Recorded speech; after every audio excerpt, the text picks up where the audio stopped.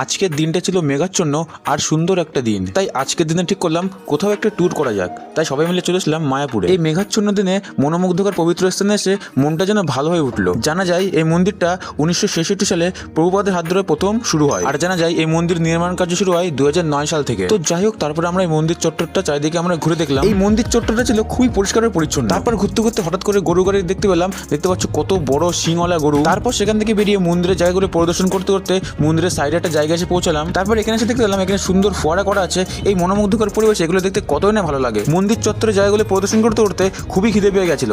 তাই ঠিক করলাম মন্দির চত্বরের বাইরে গিয়ে কিছু খেয়ে যাক। তাই এখানকার নাম করা ফেমাস রানাপুর বিরিয়ানি, তোমরা হয়তো নামটা শুনেই থাকবে। এটি ছিল ভেজ বিরিয়ানি, বুঝতে পারছো, মন্দির চত্বরে, যেটা খেতে দুর্দান্ত ছিল। আর বন্ধুরা ভাগ্যটা খারাপ ছিল, তাই বিকেলবেলা শুরু হয়ে গেল মুষলধারে বৃষ্টি। আর বৃষ্টি শেষ হতেই শুরু হয়ে গেল হরে কৃষ্ণ নাম, যেটা শুনে মনটা পুরো ভরে উঠলো। দেখতে পাচ্ছ চারিদিকে কত লোক, সবাই কৃষ্ণ নামে মাতোয়ারা। তারপর বাড়ি ফেরার টাইম চলে আসলো। সেখান থেকে বেরিয়ে আমরা বাড়ির উদ্দেশ্যে রওনা দিচ্ছি। তো চলো গাইস, টাটা, বাই।